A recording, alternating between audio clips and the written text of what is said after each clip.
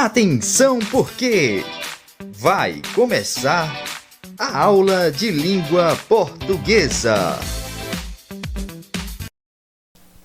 Olá pessoal, tudo bem com vocês? Sétimo ano IEG3, estamos aqui para mais uma aula de língua portuguesa, hoje nossa aula de número 20. Então vamos iniciar fazendo a correção da atividade da aula 19. Texto para responder as questões 1 e 2. Abaixa, enrola, puxa, torce, vira, remexe. E agora? Pula! Ei! As pulgas adoram essa parte da aeróbica. Primeira questão. Os verbos do primeiro e dos segundos balões, abaixa, enrola, puxa, torce, vira, remexe, pula, estão em que modo verbal? Eles estão indicando o modo imperativo, né? Onde está dando aí comandos. Segunda questão. Os verbos abaixa, enrola, puxa, torce, vira, remexe, pula, indicam que o locutor ele quis expressar o quê? Uma ordem, certo? Então, segunda questão, letra B. Use, compre, beba, coma, prove. E o que eles pensam que nós somos? E o que nós somos? Os malditos sabem que nós ainda não sabemos. Terceira questão. Na tirinha acima, identifique as formas verbais que estão no modo imperativo afirmativo, né? Então, as palavras que indicam o modo imperativo e afirmativo na tirinha são use, compre, beba, coma e prove. Qual o sujeito das formas verbais no imperativo? Você, né? Quando ele se refere aí, quando ele coloca esses verbos aí no modo imperativo, ele está se referindo a você. Letra C seria a alternativa correta.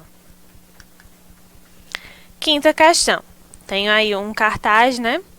Saiba como se proteger contra a dengue.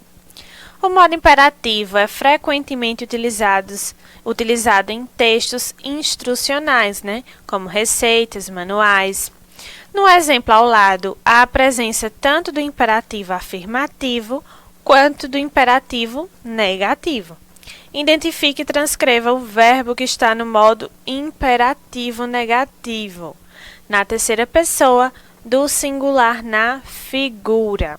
Então, é aí as expressões não jogue e não deixe, né? São expressões que estão indicando o modo imperativo na forma negativa, onde tem aí a presença do não. Então, essa foi a atividade, tenho certeza que acertaram todas as questões. E vamos lá para o nosso conteúdo de hoje. Nosso conteúdo de hoje é bem simples. Vamos trabalhar com o gênero textual lendas, né? A partir dessas imagens aí, o nome, que é bem conhecido, vocês já vão relembrar bastante coisa. As lendas são narrativas de origem popular, que são criadas e transmitidas de forma oral. São produções que nascem da imaginação coletiva de um grupo de pessoas ou de um povo. Por meio dessas histórias, expressam-se fantasias, medos, dúvidas e incompreensões. Como surgiram as lendas? A palavra lenda provém do latim e significa o que deve ser lido. Em sua origem, as lendas formavam um conjunto de histórias que narravam a vida dos santos e dos mártires e eram lidas nos refeitórios dos conventos. Com o tempo, as lendas foram apropriadas por indivíduos comuns e se tornaram populares, né? Em razão da comparação entre o seu teor narrativo e os fatos ocorridos na sociedade. Não demorou muito para que estas narrativas evoluíssem e se tornassem muito interessantes e criativas, né? Então, as lendas são de origem popular, são criadas pelo povo, né? Onde inventam uma história, muitas vezes com um teor de fantasia, né? Algo criado, algo inventado, com algo de terror, né? Então, são criadas por um determinado povo. Característica das lendas. São contadas de boca em boca, de geração em geração. As lendas vão sendo transformadas, mas sem perder uma das suas principais características, que é a fantasia. As lendas contam histórias repletas de personagens diferentes, os quais possuem características que se misturam com as feições físicas de alguns animais. É comum nós vermos, né, nas lendas alguns personagens onde são metade ser humano, metade animal, né? Ou que tem que é um animal com uma característica humana, ou vice-versa, né? Então, é algo característico dos personagens desse tipo de história. São histórias que falam de situações sobrenaturais, né, que vai tratar com o sobrenatural, e o irreal, né, algo fictício, e até mesmo irracionais. No folclore brasileiro, as lendas mais conhecidas são o Curupira, o Saci-Pererê, a Sereia Iara, a Mula Sem Cabeça, o Boto Cor-de-Rosa, o Boitatá, entre outras. Tenho certeza que vocês conhecem todas essas lendas, né? Que são lendas que fazem parte do nosso folclore brasileiro. Muitas lendas se originaram no ambiente rural, em razão dos ruídos noturnos causados por animais, pelo assovio do vento nas matas e pela visão das brumas da noite, às vezes iluminada apenas pelo luar, e que estimula fantasias e mistérios, né? Quem nunca não ouviu falar, né, em um sítio, esse barulho é não sei o que, esse barulho é o lobisomem, ou a comadre Florzinha, né? Todo mundo já ouviu falar algo assim, né? E principalmente quando se trata de um ambiente rural, onde há aquele silêncio da noite e vem aqueles ruídos causados, né, pelos animais, como falado, o assovio do vento, os matos. Então vamos lá para ver algumas características gerais da lenda. É ficção, né, algo criado, fantasioso, que exagera os fatos reais. Fazem parte da tradição oral dos povos, né? A lenda é uma tradição. Cada cultura tem o seu conjunto de lendas, sofrem alterações ao longo do tempo, por serem repassadas oralmente. Tem algumas lendas também que elas sofrem algumas modificações, né? Cada povo vai trazer a mesma lenda contada de uma forma diferente, o mesmo personagem, né? Onde vai ser contada de forma diferente. Possuem elementos fantásticos, como personagens que só existem na fantasia, criada pela mente humana. Possui características regionais, né, de acordo com aquela região. A lenda pode adquirir novos elementos de acordo com a região. Então, como falei, pode, por exemplo, a lenda do lobisomem. Em determinada cultura ela é falada de uma forma, em outra já sofre alguma modificação, certo? Então, a depender da região. As lendas existem no mundo todo. Cada país possui um conjunto de narrativas repletas de elementos fantásticos, dentro de um universo maravilhoso de fantasia e magia.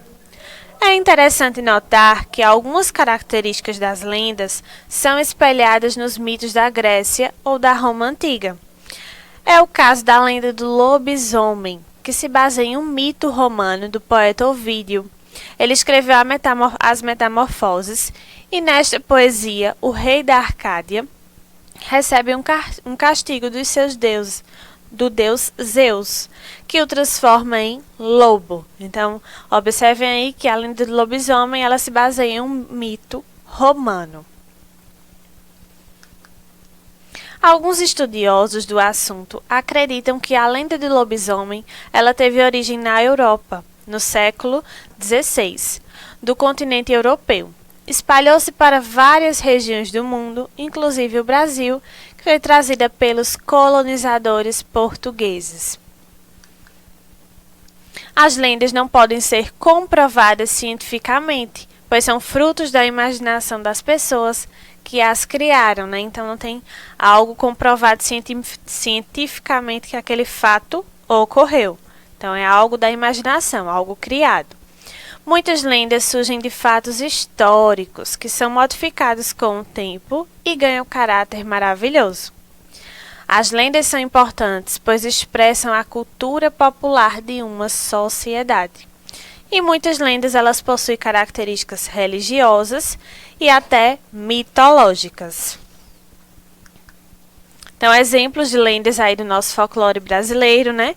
O universo imaginário popular possui muitas lendas, e no nosso folclore brasileiro, as mais conhecidas são a do Curupira, Boitatá, o Boto, a Iara, Gralha Azul, Caipora, a Cuca, o Corpo Seco, a lenda da Mula Sem Cabeça, do Guaraná, o Saci, a Vitória Régia e a Sereia da Praia. Esses são alguns exemplos das mais conhecidas no nosso folclore brasileiro. Porém, existe um leque imenso de lendas na nossa cultura brasileira. Algumas curiosidades aí sobre as lendas. A lenda do lobisomem, por exemplo, ela é conhecida mundialmente. Então, não é algo só aqui na nossa região, no nosso país. Ela é conhecida mundialmente. Existem também as lendas urbanas, né? Estas são histórias fictícias de caráter humorístico ou macabro, que são inventadas geralmente nas cidades e circulam localmente, né? São criadas essas histórias em cidades e circulam naquele local. Entre as mais conhecidas estão a loira do banheiro e a lenda do bicho papão, né? Que são lendas aí urbanas. E o coletivo de lenda que é lendário, legendário ou populário. E para encerrar nossa aula de hoje, eu trouxe aí uma lenda, certo? Chamada a lenda da mandioca. Em uma tribo indígena da floresta amazônica, nasceu uma indiazinha, com características diferentes de todas as pessoas que viviam na tribo. Sua pele era branca, como algodão, e seu cabelo amarelo como espiga de milho. Sua mãe lhe deu o nome de Manim. Manim era tratada como uma joia rara. Todos queriam vê-la, pois achavam que ela era um presente de Deus. Mas tanto cuidado não evitou que Manim adoecesse. O pajé usou todos os remédios que conhecia, mas Manim acabou morrendo. Desolada, a tribo enterrou o corpo de Manim em um lugar bem bonito. E todos os dias aqueles que tinham saudades iam ao túmulo dela. Um dia, alguém notou que onde Manim fora enterrada havia nascido uma planta que ninguém conhecia. Todos ficaram felizes e todas as manhãs regavam o vegetal que crescia cada vez mais. Os dias se passaram e um dos índios decidiu cavar para ver como era a raiz da planta. Partindo um pedaço da raiz, viram que dentro era tão branca como a pequena Manim. A tribo deu o nome à nova planta de Manim-oca, que quer dizer carne de Manim. Com o tempo, a palavra se transformou e hoje conhecemos essa planta como mandioca. Então, é a lenda aí da mandioca, né? A partir de uma cultura, a partir da tribo, aí foi se criado essa lenda, certo? Então, é a mandioca, que é também conhecida em outras regiões. Aqui na nossa região é conhecida como macaxeira, em outras regiões como aipim. Então, essas são as referências da nossa aula de hoje, pessoal. Então, pessoal, muito obrigada pela atenção de vocês. Seja como o sol, levante, brilhe e ilumine o mundo. Um beijo no coração de todos e até a próxima aula.